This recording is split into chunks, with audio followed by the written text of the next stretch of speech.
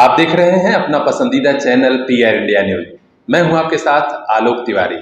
तो आइए नजर डालते हैं आज की खास खबरों पर। चैत्र नवरात्र के प्रथम दिन आज देवी मंदिरों में भक्तों की भारी भीड़ रही। घंटे घड़ियाल गूंजते रहे और जय माता दी के जयकारे लगते रहे। आजमगढ़ जिला मुख्यालय स्थित देवी जी मंदिर पर श्रद्धालुओं ने सुबह से ही कतारबद्ध होकर दर्शन पूजन शुरू कर दिया था। इसके अलावा शहर के रैदोपुर स्थित दुर्गा मंदिर, चिल्हारी शंकर जी मूर्ति स्थित दुर्गा मंदिर समेत अन्य मंदिरों पर श्रद्धालुओं की भीड़ रही और सभी ने मां भगवती का दर्शन पूजन किया। मान्यता है कि नवरात्र में विधि विधान पूर्वक 9 दिन मां भगवती की पूजा अर्चना की जाए तो सभी मनोकामनाएं पूर्ण होती हैं। आज वासंतिक नवरात्र का पहला दिन है। आज प्रथम दिन शैलपुत्री देवी की आराधना की जाती है और पहले दिन यहाँ पर बहुत ज़्यादा भीड़ रहती है।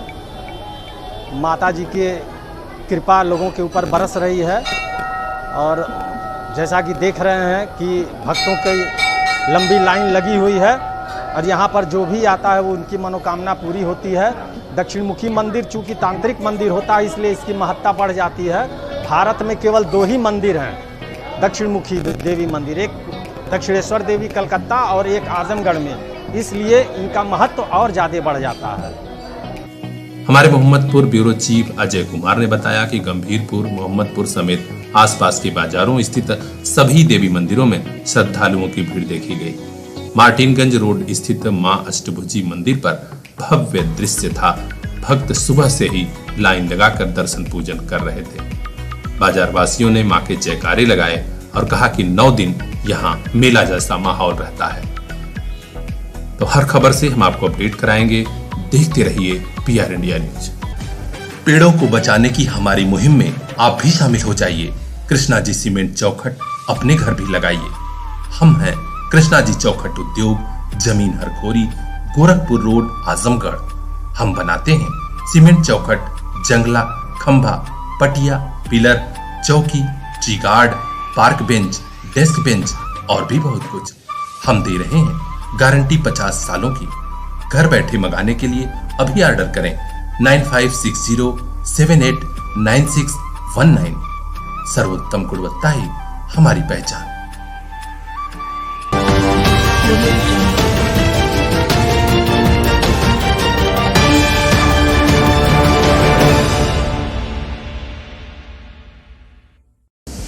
भाजपा ने दोबारा सरकार यूपी में बनाई है तो महिला सशक्तिकरण पर खास अभियान फिर शुरू हो गया है। आजमगढ़ में मिशन शक्ति के तहत एक बार फिर एंटी रोमियो टीम गठित कर दी गई है। आज जिला मुख्यालय स्थित घंटाघर चौराहे पर पुलिस कप्तान खुद पहुंचे और ड्यूटी पर लगाए गए पुलिसकर्मियों को ब्रीफिंग दी। उन्होंने बताया कि किस अंदाज में एंटी रोमियो दस्ता काम करेगा। मीडिया से हुई बातचीत में पुलिस कप्तान ने पूरी जानकारी दी और कहा कि महिला सुरक्षा के लिए पुलिस टीमें लगाई गई हैं और जरूर अच्छा काम करेंगी। मिशन शक्ति कार्यक्रम के तहत आज जो पुलिस की टीमें गठित की गई हैं, इसमें एंटी रोमियो की टीमें हैं जो नए दस्ते गठित किए गए हैं। प्रत्येक थाने से एक सब इंस्पेक्टर, 2 महिला पुलिसकर्मी, 1 कांस्टेबल को गठित किया गया है। इनकी आज यहाँ पे ब्रीफिंग की गई है। इनको ऑलरेडी हालांकि पता है क्या क्या काम किया जाना है, लेकिन बच्चियों की, महिलाओं की सुरक्षा के लिए पुलिस के द्वारा जो कड़े कदम उठाए जा रहे हैं उनके बारे में पुनः ब्रीफ किया गया है। सुबह के टाइम जब बच्चियां, महिलाएं घूमने जाती हैं, स्कूल खुलने के टाइम, स्कूल बंद होते समय, धार्मिक स्थलों के आसपास जहां महिलाएं जाती हैं, शाम को मार्केट के आसपास, चौराहों पे, ऐसे स्थल जहां भीड़भाड़ होती है, वहां पे पुलिस की मौजूदगी और एंटी रोमियो टीम के द्वारा कार्रवाई किए जाना, इसके संबंध में बहुत विस्तार से ब्रीफ किया गया है। जनपद पुलिस का एक ही लक्ष्य है कि महिलाओं के लिए, बच्चियों के लिए पूरे जनपद के अंदर जितनी भी जगह हैं उन सबको पूर्ण रूप से सुरक्षित बनाया जाए। इसके साथ साथ हम लोग आज से एक जागरूकता अभियान भी चला रहे हैं जिसमें स्कूलों के साथ साथ, कॉलेजों के साथ साथ गांव में भी हमारी महिलाएं जो कांस्टेबल्स हैं वो जाएंगी और महिलाओं को जागरूक करेंगी कि अगर आपको कोई किसी प्रकार की समस्या है तो आप इन नंबरों पर फ़ोन करें, पुलिस को सूचना दें और पुलिस उनके साथ खड़ी है। लेकिन जो आपराधिक तत्व हैं, जो अराजक तत्व हैं, उनके खिलाफ कठोर से कठोर कार्रवाई पुलिस सुनिश्चित करेगी। सिविल ड्रेस में महिला पुलिसकर्मी जो होंगी ये कॉम्बिनेशन होगा। तो 2 जो पुलिसकर्मी हैं वो सादी ड्रेस में रहेंगे ताकि ऐसे लोगों को, ऐसे अराजक तत्वों को आइडेंटिफाई करने में सहायता हो सके, क्योंकि पुलिस को देख के लोग जनरली, जो अराजक तत्व है वो भी रास्ता बदल लेता है अपना। तो दो पुलिसकर्मी हैं वो सादे में रहेंगे, पहले आइडेंटिफाई करेंगे, पहचान करेंगे, और उसके बाद जो वर्दीधारी पुलिसकर्मी है वो आके उनको पकड़ेंगे। इनके खिलाफ प्रिवेंटिव की कार्रवाई, 151 की कार्रवाई, 294 में मुकदमे लिखे जाना, 354 में मुकदमे लिखे जाना, और ऐसे जितने अपराधी होंगे जो चौराहे पे, सड़क पे या पब्लिक प्लेस में महिलाओं के साथ ऐसी उद्दंडता करते हुए पाए जाएंगे, उनको गुंडा एक्ट के अंतर्गत जिला बदर कराने का भी प्रावधान है। सर, एक नया प्रयोग आपने किया कि आमतौर से ब्रीफिंग पुलिस ने, ये पब्लिक प्लेस में ब्रीफिंग करने के पीछे क्या मंशा है? इसके दो कारण थे। नंबर एक, जब हम पब्लिक में किसी चीज़ को बताते हैं तो पुलिसकर्मियों के साथ साथ वो संदेश आम पब्लिक में भी जाता है। आम पब्लिक जो अच्छे लोग हैं उनके अंदर ये संदेश जाता है कि पुलिस हमारी सुरक्षा के लिए साथ में खड़ी हुई है। इसके साथ साथ जो अराजक तत्व हैं उनको भी ये संदेश जाता है कि अब पुलिस सड़कों पे उतर चुकी है और पुलिस किसी भी अराजक तत्व को किसी भी कीमत पे बख्शेगी नहीं।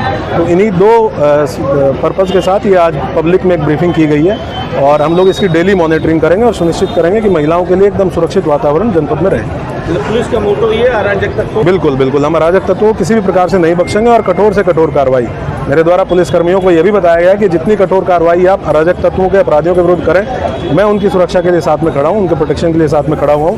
पुलिसकर्मी जो अच्छी नीयत के साथ काम करेंगे उनको रिवॉर्ड दिया जाएगा, और अगर कोई पुलिसकर्मी किसी निर्दोष व्यक्ति को परेशान करता है तो उसके लिए तो हमारे यहाँ ऑलरेडी प्रावधान है कि हम उनको कठोर रूप से दंडित भी करते हैं। तो एक बार फिर एंटी रोमियो दस्ता एक्टिव हो गया है। आप भी रहिए जागरूक, कहीं भी ऐसी महिलाओं के साथ घटना होती है तो तुरंत सूचित करें। वरिष्ठ संवाददाता रोशनलाल के साथ आनंद गुप्ता की खास रिपोर्ट, PR इंडिया न्यूज। मोबाइल लेना है तो सोचिए मत, सीधे चले आइए Shri Balaji telecom, civil line चौराहा, कोयरी पोखरा के समीप, आजमगढ़। हम दे रहे हैं आपको मोबाइल पर फाइनेंस की सुविधा। आधार कार्ड लेकर आइए, बगैर पूरा पैसा दिए मोबाइल लेकर जाइए। तो सोचिए मत, संपर्क कीजिए 8400776054। आपके सपनों वाली मोबाइल का खास showroom Shri Balaji telecom, civil line चौराहा, आजमगढ़।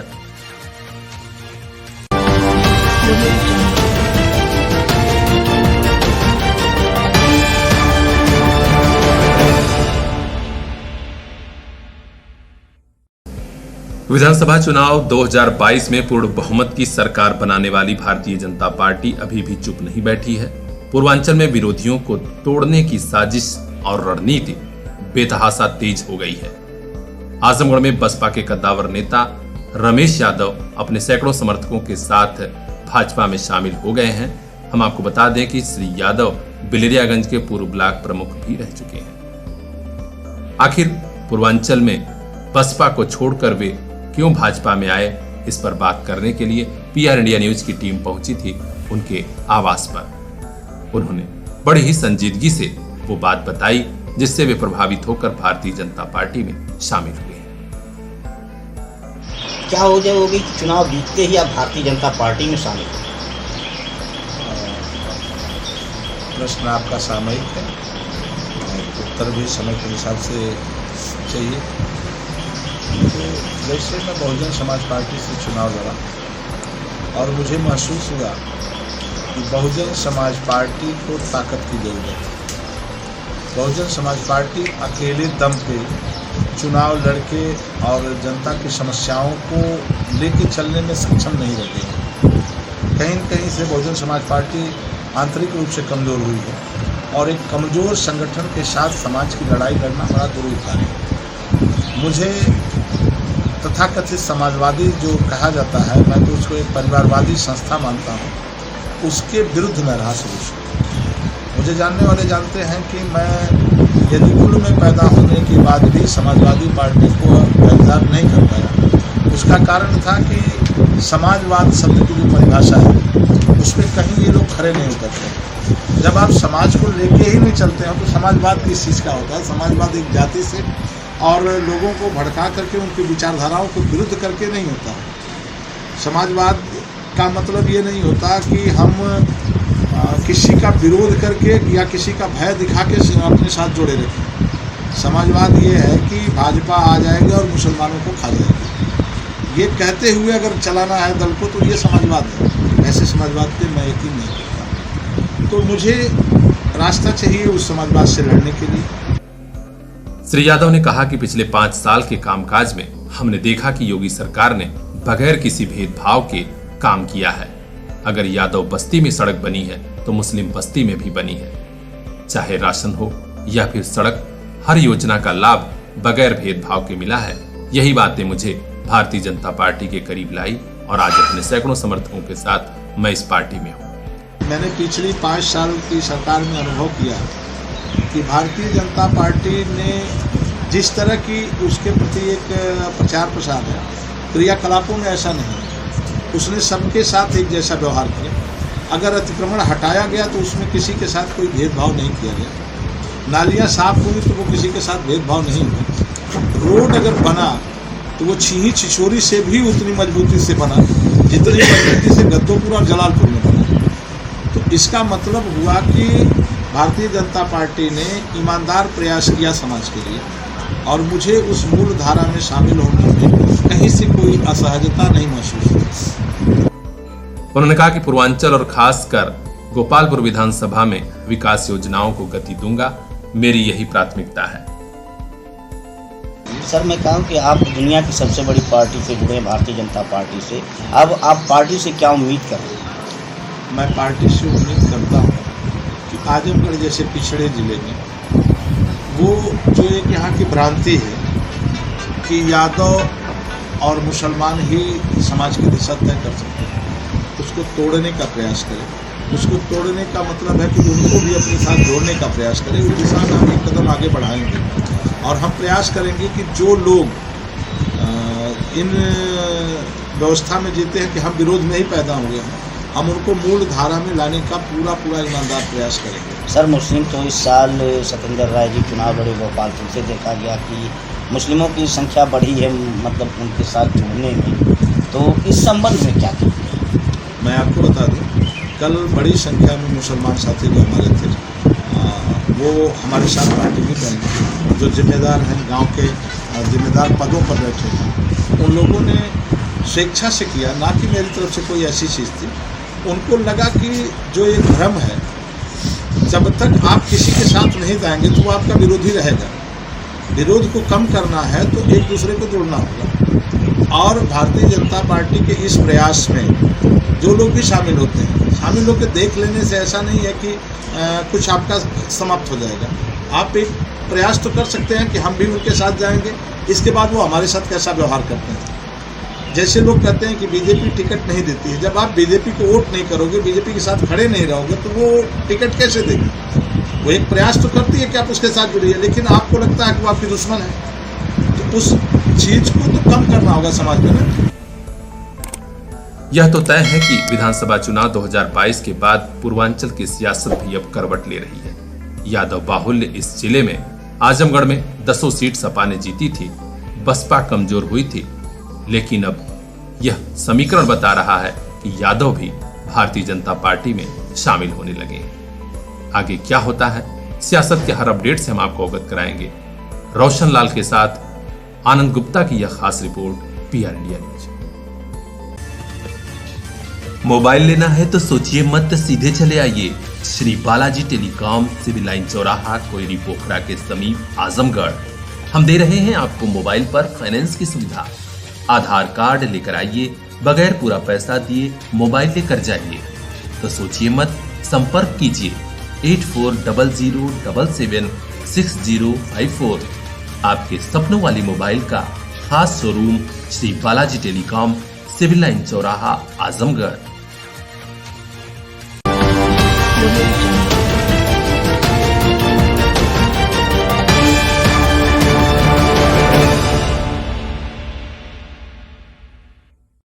ना तो कोई दिखावा, ना तो कोई ढिढोरा। बेहद शांत और पावन वातावरण में बच्चों को शिक्षा के साथ संस्कार देने की अपनी मुहिम में लगा हुआ है मां कमला सरस्वती विद्या मंदिर का यह परिवार। जी हां, आजमगढ़ का एक ऐसा विद्यालय जो बेहद कम संसाधनों के बावजूद बच्चों में शिक्षा और संस्कार ढाल रहा है। आज यहाँ पर कैंपस में बच्चों को परीक्षा फल वितरित किया गया। एक छोटी सी समारोह में प्रधानाचार्य श्री विजय नारायण सिंह जी, पवन कुमार मिश्र जी, राम अवतार लाल, कुमारी रीता यादव, शशि विश्वकर्मा समेत अन्य पदाधिकारियों और शिक्षकों ने बच्चों को रिजल्ट वितरित किया और बताया कि साल भर की मेहनत के बाद आज वे कहां खड़े हैं। इस बारे में विजय नारायण सिंह प्रधानाचार्य ने बताया कि प्रथम स्थान प्राप्त भैया बहन कर्णिका सिंह, कार्तिकेय जायसवाल, नीतीश चौहान, अंशु राजभर ने बड़ी मेहनत की और प्रथम स्थान हासिल किया। हमें बेहद खुशी हो रही है कि ये बच्चे शानदार प्रदर्शन कर रहे हैं और आगे भी अपने जीवन में यहाँ का नाम उज्जवल करेंगे, जिले का नाम उज्जवल करेंगे। उन्होंने कहा कि हम बच्चों से यही उम्मीद करते हैं कि वे अपने देश और माटी से जुड़े रहें और माँ बाप का सम्मान करते हुए सफलता हासिल करें। श्री विजय नारायण सिंह ने कहा कि आधुनिकता के इस युग में हमें यह भी देखना होगा कि शिक्षा के चक्कर में कहीं हमारे बच्चे संस्कार ही न भूल जाएं। आलोक तिवारी की खास रिपोर्ट, PR इंडिया न्यूज।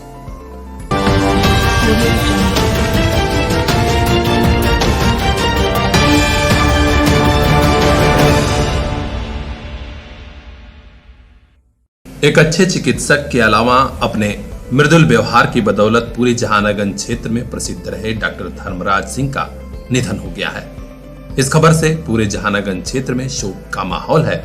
स्थानीय शुभचिंतकों और प्रतिनिधियों ने अपनी भावभीनी श्रद्धांजलि उन्हें अर्पित की है। आज जहानागंज में एक शोक सभा का आयोजन भी हुआ, जहां क्षेत्र के बड़ी संख्या में चिकित्सक और संभ्रांत लोग मौजूद रहे। सभी ने डॉक्टर साहब के चित्र पर पुष्प अर्पित करते हुए अपनी ओर से विनम्र श्रद्धांजलि दी। सभी ने उनके मृदुल व्यवहार की चर्चा की और कहा कि उनकी कमी हमेशा खलती रहेगी। ब्यूरो चीफ शत्रुघ्न दुबे की report, PR India news.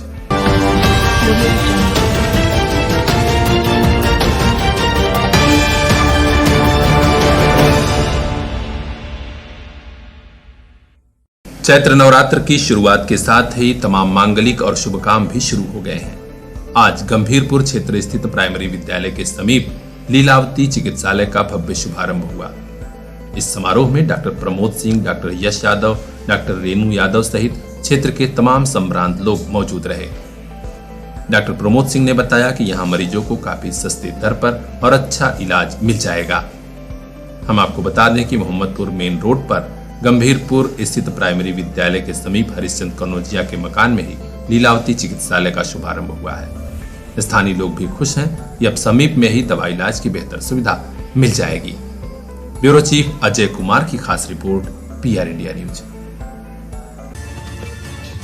Mobile लेना है तो सोचिए मत, सीधे चले आइए Shri Balaji telecom, civil line चौराहा, कोयरी पोखरा के समीप, आजमगढ़। हम दे रहे हैं आपको मोबाइल पर फाइनेंस की सुविधा। आधार कार्ड लेकर आइए, बगैर पूरा पैसा दिए मोबाइल लेकर जाइए। तो सोचिए मत, संपर्क कीजिए 8400776054। आपके सपनों वाली मोबाइल का खास showroom Shri Balaji telecom, civil line चौराहा, आजमगढ़।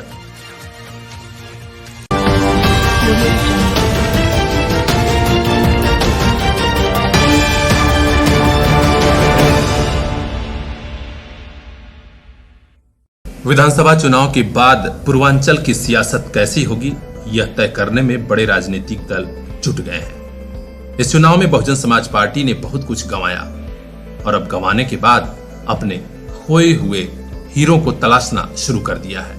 जी हां, बहुजन समाज पार्टी की सुप्रीमो सुश्री मायावती ने तेज तर्रार और मजबूत सिपाही के रूप में काम कर रहे शाह आलम गुड्डू जमाली की घर वापसी करा दी है।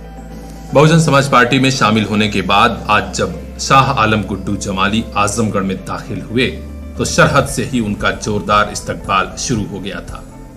हाईवे पर ही तमाम कार्यकर्ताओं ने गर्मजोशी के साथ उनका इस्तकबाल किया और कहा कि इंशाअल्लाह इस बार हम लोग कुछ और करके दिखाएंगे, जिससे आजमगढ़ सहित पूरे पूर्वांचल ही नहीं बल्कि यूपी की सियासत नए मोड़ पर पहुंचेगी। हम आपको बता दें कि दलित और मुसलमानों का साथ ही यूपी में बहुजन समाज पार्टी को सत्ता के करीब तक ले गया था और आज यह गठजोड़ हटने से पार्टी पराभव तक पहुंची। आज गुड्डू जमाली ने जिला मुख्यालय स्थित एक मैरिज हॉल में पार्टी कार्यकर्ताओं को संबोधित भी किया और कहा कि हम लोग नए सिरे से जुटेंगे और बहुजन समाज पार्टी सफलता के नए इतिहास लिखेगी।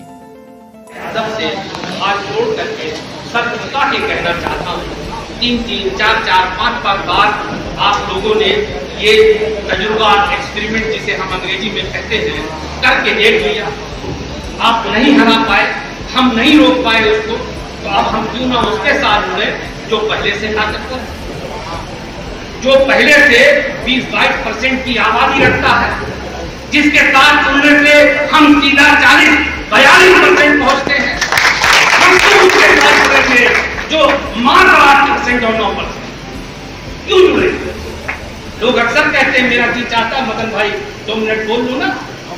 मैं अक्सर लोग कहते हैं, मुसलमान को मैंने कहते हुए सुना है, इसलिए कि सच बोलने की बीमारी है मेरी। या क्या करें, मुसलमान बसपा तो इसलिए नहीं देता कि हमारा दल बोलता नहीं। मैं आपसे यही सवाल पूछता हूँ, आप तो बहन जी ने क्या नहीं किया 17 से 12? कौन सा न्याय हुआ और कौन सा न्याय नहीं मिला? कौन सा मान सम्मान नहीं मिला? चाहे सरकार की भागीदारी नहीं हो, सरकार का मंत्रालय उठा के दे। आप ही के समाज के एक बेटे थे जो इतना बड़ा 7 जन्म भी कोई ले लेगा, कई बार ये दुनिया बनेगी, तब भी शायद कोई मुसलमान इतनी हैसियत में किसी दूसरे दल में नहीं पहुंच सकता। यही सच है। 17, 18 विभागों के मंत्री हुआ करते थे हमारे एक भाई। मैं नाम इसलिए नहीं ले रहा हूँ कि सब लोग जानते हैं कि शायद मेरा ही दुर्भाग्य रहा हो, क्योंकि ये भी मुझे बताने की जरूरत नहीं है कि कठिन से कठिन समय चाहे जैसा भी रहा, ये शाह उर्दू जमाली बहुजन समाज पार्टी के लिए, अपनी नेता के लिए हमेशा एक मजबूत सिपाही की तरह से उनके साथ हर परिस्थितियों में खड़ा है। अगर मैं साथी होता, धोखेबाज होता, तो जीवन में ऐसे बहुत सारे मेरे पास मौके आए जब मैं शायद अपने को बहुत महंगे दामों में बेच सकता। लेकिन मैं फिर कहूंगा कि मैं राजनीति शौकिया करता हूँ, ये मेरा पेशा नहीं है। मैं इसे अपने बच्चों की कमालत नहीं करता। मैं मेहनत मजदूरी करके अपने बच्चे पालूं। मैं सम्मान के लिए इसको करता हूँ। हाँ, उस हर आदमी का अपना कुछ शौक है, कमजोरी है। ये राजनीति एक शौक है और उसी शौक को मैं पूरा करता हूँ। पीएचडी से जुड़ने का मकसद भी यही था। जो शुरू में मैंने पीएचडी को सुना तो फिर मैं ये मानता हूँ, जानता हूँ, मेरे दिमाग से इसको समझता हूँ, ये एक मिशनरी पार्टी, गरीबों की पार्टी, समाज के उन गरीबों की पार्टी है जिनको सामाजिक न्याय नहीं मिलता।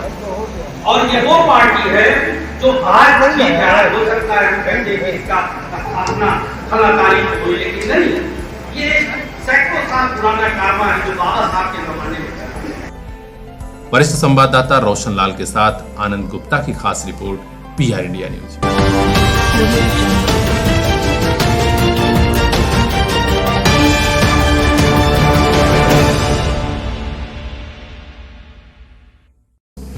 महीनों बाद यह सुअवसर आया तो उत्तर प्रदेश स्ववित्त पोषित महाविद्यालय शिक्षक एसोसिएशन के वरिष्ठ पदाधिकारी और सदस्य आज आजमगढ़ पहुंचे और आजमगढ़ राज्य विश्वविद्यालय के कुलपति प्रोफेसर PK शर्मा जी से मुलाकात की। आज बड़े ही सकारात्मक माहौल में यह भेंट हुई। संगठन के सदस्यों और पदाधिकारियों ने कुलपति महोदय का स्वागत किया, सम्मान किया और उनसे कई मुख्य बिंदुओं पर वार्ता भी की। हम आपको बता दें कि प्रदेश स्ववित्त पोषित महाविद्यालय शिक्षक एसोसिएशन के पदाधिकारी पिछले कई सालों से एडेड कॉलेजों में स्ववित्त पोषित व्यवस्था के तहत कार्यरत शिक्षकों के हितों के लिए संघर्ष कर रहे हैं। संगठन का कहना है कि जब योग्यता सरकार और UGC के मानक के हिसाब से है, चयन प्रक्रिया शासनादेश के हिसाब से है, तो फिर इन शिक्षकों को भी आयोग के शिक्षकों की तरह पूरा वेतन दिया जाए। समान काम समान वेतन सहित कई मुद्दों को लेकर संगठन संघर्ष कर रहा है। आज ऐसे ही कई बड़े बिंदुओं पर वार्ता भी हुई। इस वार्ता में कुलपति महोदय के अलावा यहाँ के रजिस्ट्रार VP कौशल जी भी मौजूद रहे। वरिष्ठ पदाधिकारियों और अधिकारियों के साथ हुई वार्ता में सकारात्मक माहौल बना तो कई बातें अच्छी भी निकली। कुलपति महोदय ने कहा कि वर्तमान समय में जो व्यवस्था लागू है उसमें और क्या बेहतर हो सकता है, हम लोग इसके करने का पूरा प्रयास करेंगे। इस बात पर सहमति बनी कि शिक्षकों के संविदा विस्तरीकरण व्यवस्था को समाप्त कराया जाए और शिक्षकों का डाटा ऑनलाइन किया जाए। ऐसे ही कई और महत्वपूर्ण मुद्दों पर विस्तृत चर्चा हुई है और बेहतर विकल्प को लागू कराने का भरोसा मिला है। इस अवसर पर प्रदेश संयोजक डॉक्टर रमन सिंह, एसोसिएशन के अध्यक्ष डॉक्टर संतोष सिंह, एसोसिएशन उपाध्यक्ष डॉक्टर राजित यादव, संगठन मंत्री डॉक्टर सहजानंद पांडे, वीर बहादुर सिंह पूर्वांचल विश्वविद्यालय के अध्यक्ष डॉक्टर प्रभाकर सिंह, उपाध्यक्ष डॉक्टर अमित सिंह, महामंत्री डॉक्टर नीलेश सिंह, गाजीपुर जिलाध्यक्ष डॉक्टर ब्रजेश यादव, मऊ जिलाध्यक्ष डॉक्टर रामानंद चौहान, जौनपुर जिलाध्यक्ष डॉक्टर संजय तिवारी, आजमगढ़ के जिलाध्यक्ष डॉक्टर आनंद सिंह और शशांक पांडे सहित कई पदाधिकारियों ने स्वागत और सम्मान में सहभागिता निभाई। इस अवसर पर doctor Vinod Singh, doctor Satish Dubey, doctor Brajendra Nath, Ashutosh Kumar Dubey सहित बड़ी संख्या में संगठन के सदस्य मौजूद रहे। संगठन के वरिष्ठ पदाधिकारी शशांक पांडे ने पीआर इंडिया न्यूज से हुई बातचीत में कहा कि कई सालों से हम लोग संघर्ष कर रहे हैं, आगे भी निर्णायक स्तर तक संघर्ष करेंगे। तो शिक्षकों से जुड़ी हर खबर हम पहुंचाएंगे सबसे पहले आप तक। देखते रहिए पीआर इंडिया न्यूज। दौर मुश्किल है तो क्या, अब नहीं रुकेगा शिक्षा का सफर। आपके साथ है आपका अपना सीपीएस। पिछले 25 सालों से क्वालिटी एजुकेशन की बदौलत सीपीएस छू रहा है सफलता की शानदार बुलंदियां। सीपीएस जाफरपुर, फरिया और मुबारकपुर के बाद अब नए साल पर सीपीएस भिवंडी की नई सौगात। नए दौर में सीपीएस ने समझी आपकी जरूरत। अब regular live classes, live doubt clearance session by subject expert, regular sharing, offline teaching, learning material. नए सत्र में तुरंत एडमिशन कराइए, सभी सुविधाओं का लाभ उठाइए। कांटेक्ट कीजिए 9198 566 542। आपका अपना सीपीएस।